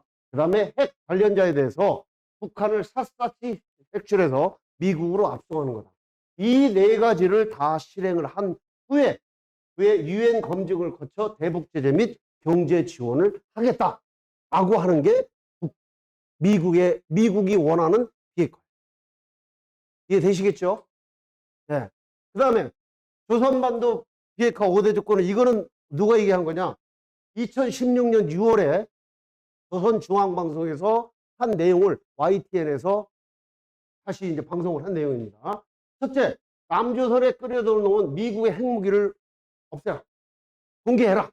그 다음에 남조선에서 핵무기와 기지를 철폐하고 세계 앞에서 검증을 받아라. 그리고 미국이 조선반도의 핵 타격 수단을 다시는 끌어들이지 마라. 이거는 뭐냐면 괌이나 오키나와에 있는 일본에 있는 그 전략 폭격기 한 번도 전개하지 말라. 이런 얘기입니다. 그다음에 우리 공화국의 핵을 사용하지 않겠다고 확실히 약속을 해라. 그다음에 남조선에서 핵 사용권을 쥐고 있는 미군 철수를 선포해라. 그러면 미국이 생각하는 비핵화와 북한이 생각하는 비핵화가 일치해요, 안 해요?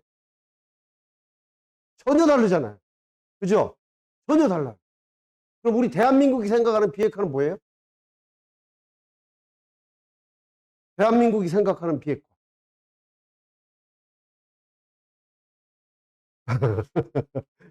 이쪽을, 아까 왼쪽을, 미국 쪽을 따라갈까요? 북한 쪽을 따라갈까요?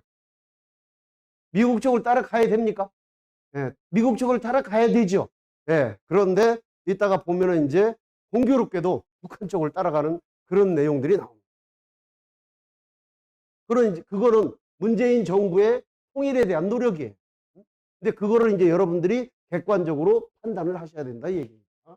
자, 어쨌든 이제 정상회담이 두 차례 있었습니다. 싱가포르에 있었고 사이공 베트남에서 있었습니다.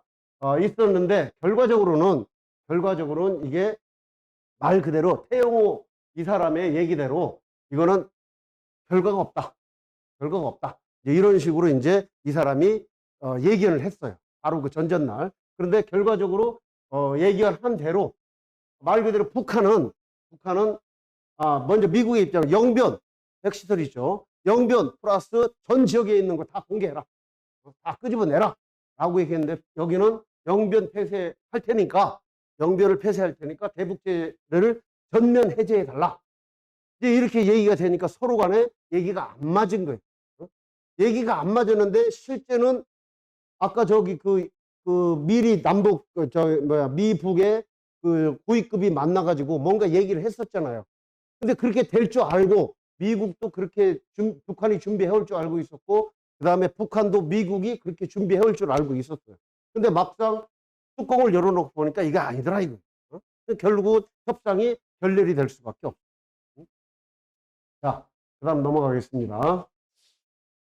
그 다음에 이제 이렇게 되니까 이제 나름대로 이제 여러 가지 이제 국제사회는 이제 복잡한 그러한 양상으로 이제 흘러갑니다. 흘러가면서 문재인 대통령이 다시 또 미국을 쫓아가요. 미국을 쫓아가가지고, 아니다. 이거는 결론이 아니다. 그러니까 운전 중재론을 다시 한번 이렇게 이제 강조를 하면서, 이제 미국을 쫓아가고요. 그 다음에 그 일이 있을 후에 이제 김정은이 강경 발언을 합니다. 강경 발언을 하면서 3차 회담 용의가 있다. 그래서 만난 게 6월 30일 날 이렇게 이 장면 기억하십니까? 이 장면 기억하시죠? 네, 판문점에서 두 정상이 미국의 트럼프하고 그다음에 김정은이 만났던 그런 상황입니다. 자, 어쨌든 이제 지금 얘기했던 한반도 운전자론에 이제 약간의 모순이 드러납니다. 그 모순이 어디에서 드러나냐면은 이 볼튼의 회고록에서 드러나요. 볼튼의 회고록에서 이 말 그대로 미국에 가서는 북한에 가서는 미국 대통령이 당신을 보고 싶어 한다. 이렇게 얘기를 한 거예요. 그 다음에 이제 미국에 가서는 뭐라? 북한의 김정은이 핵을 포기한다고 한다. 그러니까 한번 만나자. 이렇게 얘기를 했다는 거예요. 그러니까 결론적으로는 말 그대로 이제 김정은은 수교를 원했다는 거예요. 원했는데 트럼프는 청문회에만 관심이 있었다. 뭐 이런 쪽으로 해서 이제 볼튼의 회고록에 이런 내용들이 나옵니다. 그러니까 대한민국의 입장에서는 지금 상당히 곤란한 그러한 상황 쪽으로 이제 갔단 말이죠. 그런데 이제 이게 이제 자꾸만 여기서 이제 하나 우리가 좀 조심해야 될 부분들이 하나가 있는데, 분명히 미국과 일본과 그다음에 우리 대한민국은 자유민주주의 국가예요. 자유민주주의 국가인데 공교롭게도 이쪽 중국과 북한이 사회주의 국가입니다. 그런데 요즘에 이렇게 하는 발언들이 공교롭게도 자꾸만 이쪽으로 가려고 하는, 이쪽에 있는 내용하고 비슷하게 지금 얘기가 전개가 돼요. 그래서 그런 내용들을 좀 마지막으로 결론을 얘기하면서 이제 마치도록 하겠습니다. 시진핑 계속 좀 방문해달라. 이런 쪽으로 시진핑에 대한, 지금 나름대로 이제 대한민국 초청, 이 얘기를 지금 계속적으로 지금 몇 년째 강조를 지금 하고 있고, 이번에 이제 또 교황청에 가서 교황님께서 방문을 좀 해달라고 하니까 교황이 방문하기가 좀 어렵다라고 했는데, 박수현 청와대 대변인의 그 얘기를 한번 여러분들이 직접 한번 검색해서 찾아보시기 바랍니다. 어떤 말씀을 했나. 자, 그 다음에 일본하고는 이제 적대관계가, 오히려 일본하고 지금 적대관계가 되는 그런 양상이 됩니다. 이 지소미아, 말 그대로 한일 군사정보보호협정이에요. 이거 굉장히 중요한 협정입니다. 근데 이거를 파기를 시켜버렸어요. 지소미아 두 나라의 1급 비밀을 제외한 모든 정보를 직접 공유할 수 있는 우방들 간의 정보예요. 근데 이거를 파기시켜버렸어요. 그러면서 이제 뭐라고 그랬느냐. 일본이 자초한 일이다라고 하면서 이제 그 파기에 대한 이유를 얘기를 했단 말입니다. 제가 지금 객관적인 얘기는 이게 다 방송이나 인터넷에 다 나오는 얘기입니다. 방송에서 한 내용이고요. 그래서 이 판단은 여러분들이 다 하시기 바랍니다. 자, 그 다음에 이제 말 그대로 또 이제 작년, 미국 말 그대로 이제 새로운 이제 바이든 정부로 들어오면서 새로운 핵심, 국무장관하고 국방장관이 이제 이렇게 옵니다. 이렇게 오는데, 이쪽에 우리 국방부 장관하고, 그 다음에 이제 청와대 안보수석은 한반도 프로세스 비핵화 전작권 전환, 요런 얘기를 강조하고 있고, 그 다음에 이 사람들은 북한의 인권, 중국의 현재 비핵화, 한미동맹의 중요성을 강조하는 그런 그러니까 서로 간에 공상이몽이죠. 이런 양상들을 보여줬습니다. 그 다음에, 이제 바로 이제 욕을 합니다. 우리 대한민국에 대해서. 남북관계에 대한 마지노선이다. 그 다음에 이런 표현까지, 아주 센 표현까지, 삶은 이런 표현이 있었죠. 이런 표현까지 하면서 북한 개성공단에 있는 뭐를 꽝 이렇게 터뜨리는 그러한 거를 당하면서도 우리 대한민국 조용하게 넘어가고 있습니다. 자, 북한의 미사일 도발 굉장히 많이 했습니다. 많이 했고 넘어가고요. 이건 자료를 참고하시기 바랍니다. 왜 자꾸만 이렇게 하느냐? 결국은 자기들 스스로 답을 냅니다. 내부의 불안을 외부의 적을 만들어 가지고 결집을 하자 이거예요. 그런 내용들이 결국 이제 이런 내용들입니다. 이건 이제 바로 북한에서 답을 직접적으로 보여주는 겁니다.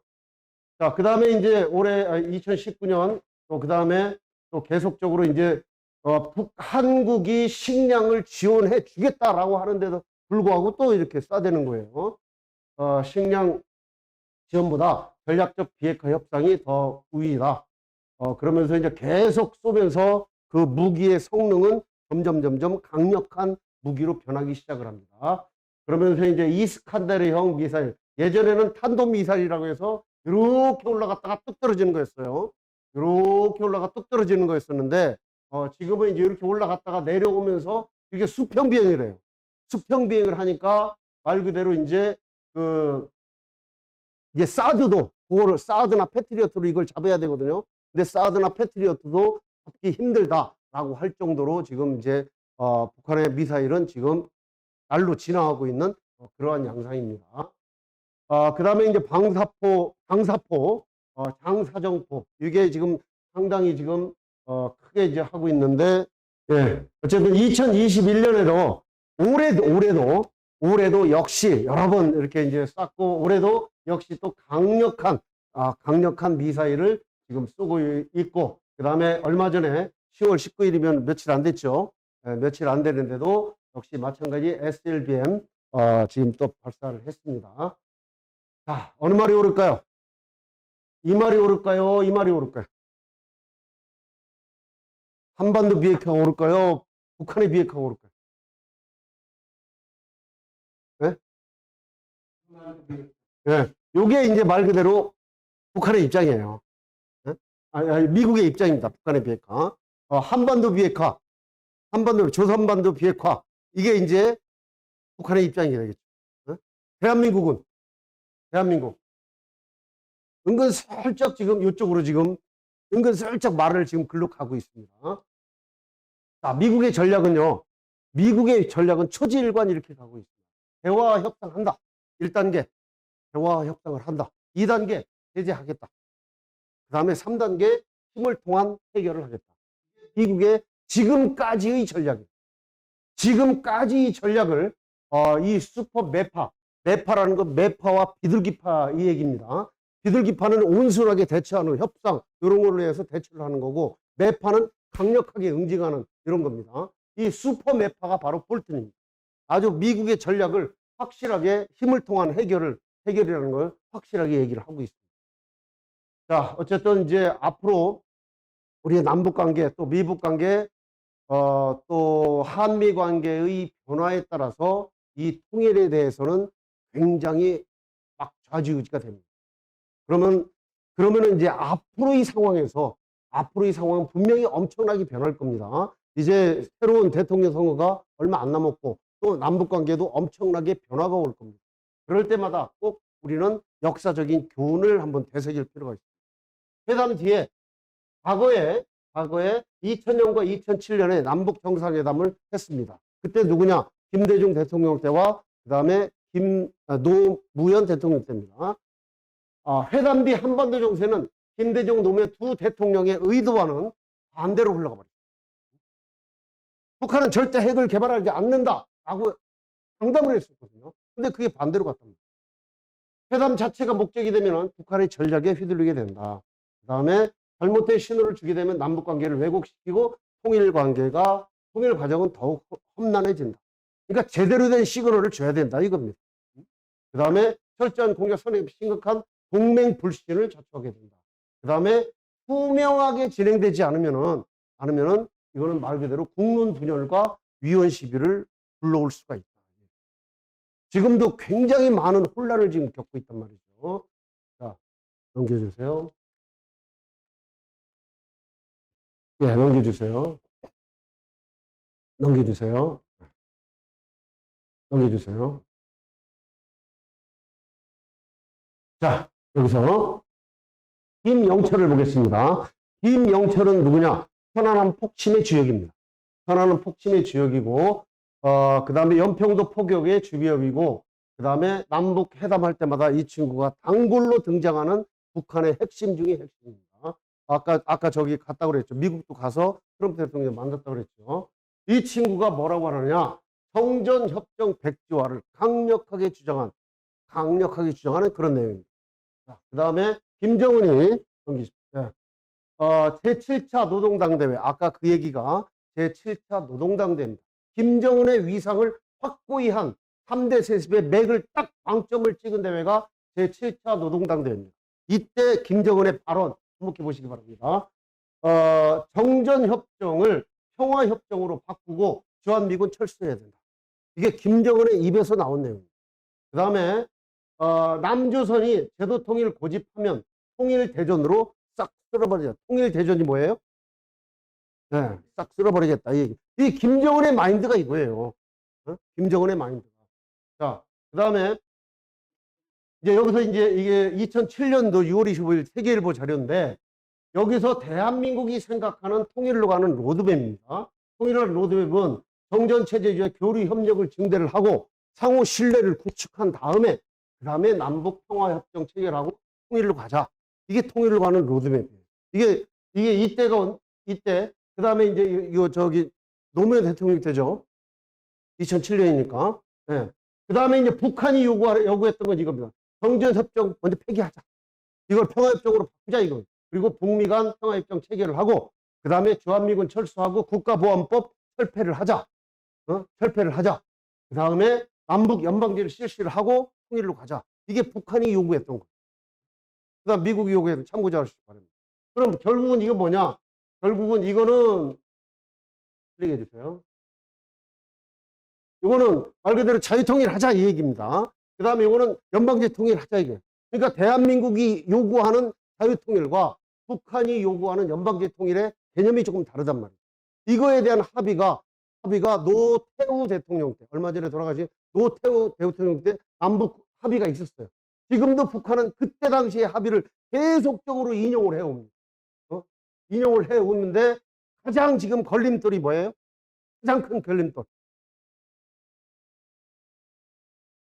아까 얘기했잖아요. 가장 첫 번째 나왔던 질문. 핵. 그죠? 핵. 네. 결국은, 네, 클릭해 주세요. 결국은 핵이 열쇠입니다. 핵. 북한이 핵을 어떻게 하느냐가 이제 바로 열쇠입니다. 다음으로요. 네, 이제 딱 그 2장 남았는데, 넘어가겠습니다. 예. 자, 여기서, 대한민국 입장에서는 통일에 대한 시각이 북한이 좀 변화가 됐으면 좋겠다. 그래서 북한을 변화시키려고 많은 노력을 해요. 역대 정부에서 엄청난 노력을 했어요. 엄청난 노력을 했는데 결국은 실패했어요. 북한도 한미동맹 해체 지금까지 엄청나게 강조를 해왔어요. 근데 결국은 실패했어요. 결국은 말 그대로 이제 이게 안 되니까 지금 통일에 대한 것들이 자꾸만 멀어졌다, 가까워졌다, 이렇게 이제 되는 겁니다. 자, 그 다음 넘어가세요. 네, 넘어가시고. 자, 여기서 이제 북한 사람들의 시각을 한번 보겠습니다. 이거는 우리 대한민국 사람들이, 북한 사람들도 이렇게 생각할 거다. 통일에 대해서 이렇게 생각할 거다. 라고 하는 거하고 전혀 딴판의 결과가 있습니다. 이걸 어디서 나오냐면은 KBS에서 KBS 스페셜 통일 대기획 1편에서 북한 주민 109명을 통일을 말한 북한에 살고 있는 주민입니다. 살고 있는 주민을 대상으로 해서 설문조사를 했어요. 몇 명? 109명한테. 전체 8가지 질문입니다. 통일되길 바라냐? 그럼 북한 주민들 통일되길 바랄까요? 안 바랄까요? 자, 바란다. 네, 좋습니다. 벌써 나왔어? 예. 이 타이밍이 안 맞네. 여기 97명이 매우 바란다. 진짜 북한 주민들 통일을 바란다 이거예요. 그리고 5명, 그럼 이쪽에 별로 바라지 않는다. 전혀 바라지 않는다. 빵빵입니다. 빵빵이라는 얘기는 뭐예요? 북한 주민들 통일되기를 바란다 이거예요. 이거 굉장히 중요한 얘기입니다. 그런데 그 다음 장 통일을 원하는데 그 이유가 뭐냐? 이유가 북한 주민의 생각에서 이유가 뭐냐? 이유가 뭐냐? 첫 번째 같은 민족이니까 43명. 근데 중요한 건 경제가 좋아지기 때문에 45명. 그러니까 잘 살 수 있다라고 하는 생각을 갖고 있는 거예요. 남북한이 통일이 되면은 잘 살 수 있다라는 생각을 갖는 거예요. 아이고. 통일은 언제쯤 가능하냐? 네. 언제쯤 가능하냐? 10년 이내 27명, 20년 이내 6명, 30년 이내 23명, 그 다음에 불가능이 한 반절 정도. 불가능하다. 불가능하다라고 답한 사람은 왜 불가능하다고 답했을까? 난 그 기자한테 좀 한번 묻고 싶었어요. 넘기십시오. 어떤 체제로 이루어지길 바라느냐. 이거 진짜 이것도 중요한 겁니다. 어떤 체제로 이루어지길 바라느냐. 대한민국 지금 자본주의입니다. 대한민국 자본주의인데 자본주의 체제로 통일이 됐으면 좋겠다 라고 하는 사람이 많을 줄 알았어요. 많을 줄 알았는데 2명밖에 안 됐어요. 어떤 식으로 통일이 되길 바라느냐. 상위주의 형태로 중국식 모델로 통일되기를 바랍니다. 그러니까 우리 생각과는 전혀 딴판이랍니다.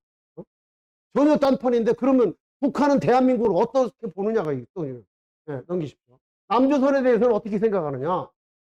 적대 국가로 생각하는 사람은 3명밖에 안 돼요. 적대 국가라고 생각하는 사람 3명밖에 안 되는데 형제 국가 38명. 우리 같은 민족이야. 같은 형제야. 피를 나는 형제야. 38명.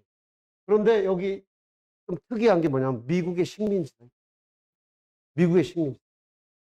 그러면 북한 사람들이 생각할 때는 대한민국 사람을 어떻게 생각해야 되느냐.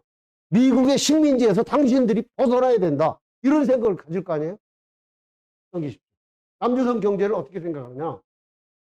북조선보다 잘 산다가 82명이에요. 82명인데 그 82명 잘 산다. 그 다음에 잘 살지만 빈부격차가 많다. 그 다음에 또 북조선보다 못 산다. 북조선보다 못 산다. 이런 사람도 4명이 있어요. 네. 그러니까 북한 사람들이 대한민국을 보는 시각이 우리가 북한을 보는 시각하고 많이 차이가 있음을 알 수 있습니다. 자, 그러면 통일을 위해서 남조선이 해야 할 게 뭐냐? 첫 번째, 남조선이 해야 할 거. 아까 얘기했죠. 북한의 미국의 식민지니까 미국의 지배로부터 해방돼야 돼. 빨리 해방돼야 된다. 니들 빨리 미국의 지배에서 해방돼야 돼. 이게 북한 주민들의 생각이더라. 이거. 그 다음에 북조선 동포가 많이 지원을 해줘야 된다. 북한에서 오히려 남한을 많이 지원을 해줘야 된다. 그 다음에 대북 적대 정책을 포기해야 되고 압박 및 봉쇄 이거는 하나도 없어. 그러니까 다시 말해서 북한에서 생각할 때는 대한민국이 북한을 압박하고 봉쇄하는 거 하나도 없다. 이런 생각을 북한 주민들은 하고 있다 이 얘기. 우리 생각과는 좀 많이 차이가 있죠? 그렇죠? 네, 넘기겠습니다. 가장 좋아하는 나라 어디가? 굉장히 빨라. 가장 좋아하는 나라 중국입니다. 나는 우리 같은 형제국이기 때문에 우리 대한민국을 제일 좋아할 줄 알았어. 제일 좋아할 줄 알았더니 중국을 제일 좋아하다.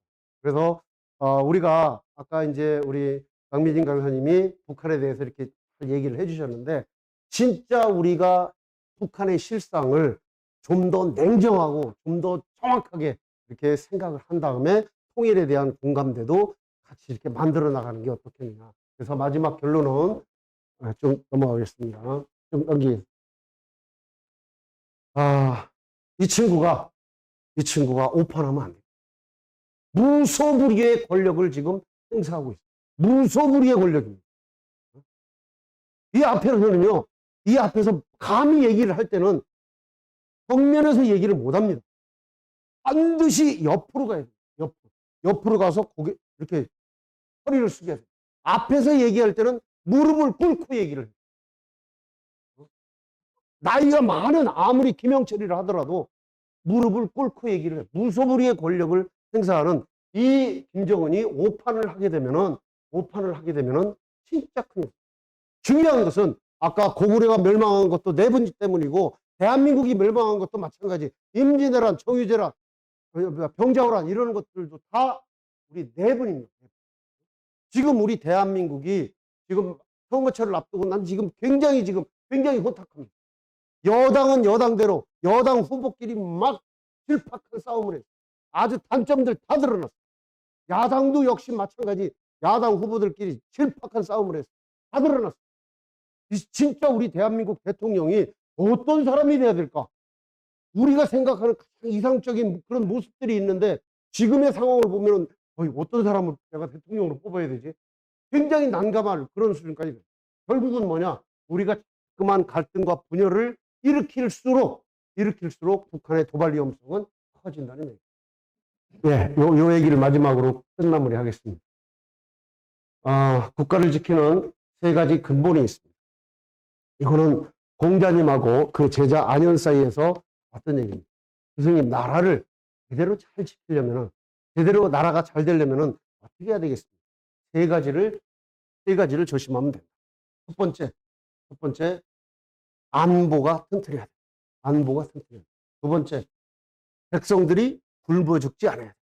세 번째, 지도자에 대한 백성들의 신뢰가 있어요. 이 세 가지 중에 제일 중요한 게 뭡니까? 제일 중요한 게 뭐예요? 신뢰입니다. 가장 중요한 거. 어쨌든 그래도 국가를 지키는 세 가지 큰 축에서 국가 안보, 그다음에 경제 안정, 국민의 신뢰, 이러한 걸로 인해서 국가를 지키는 그러한 근본들이 제대로 잘 이루어져야 되고, 그러한 바탕 위에서 진짜 우리가 저 북한을 어떻게 수용을 할 것인가. 지금 우리 굉장히 많은 사람들이 노력을 하고 있어요. 통일에 대한 공감대 형성을 하기 위해서 굉장히 많은 사람들이 노력을 하고 있어요. 방송에서 이만갑을 통해서 우리는 북한에 대해서 굉장히 많이 접하고 있습니다. 그런데 진짜 북한을 변화시키는 그 자스민 혁명의 주인공들이 움직여줘요. 그리고 우리 대한민국도 마찬가지 줄탁동시란 말처럼 병아리가 아래에서 깨어날 때 그냥 깨어나는 게 아니죠. 안에서 톡톡 두드리고 밖에서 톡톡 하면서 어딘가 한 군데를 깨는 거죠. 집중해서 깨는 거죠. 그런 것처럼 북한이 그 깨어나기 시작하는 그 시점, 그리고 대한민국이 적절하게 지원하는 그 시점, 그거를 정확히 맞추고, 그러기 위해서는 여기 있는 모든 분들이 이러한 통일에 대한 공감대를 더 높여가야 될 거라고 생각을 하면서 결론을 짓겠습니다. 자, 강의 경청해 주셔서 고맙습니다. 마치겠습니다. 네, 북한의 핵 문제와 최근 한반도 상황, 그리고 통일에 대한 남북의 시각까지 정말 심도 깊은 강의를 해주셨는데요. 박동희 강사님께 다시 한번 감사의 박수 부탁드리겠습니다. 네, 고맙습니다.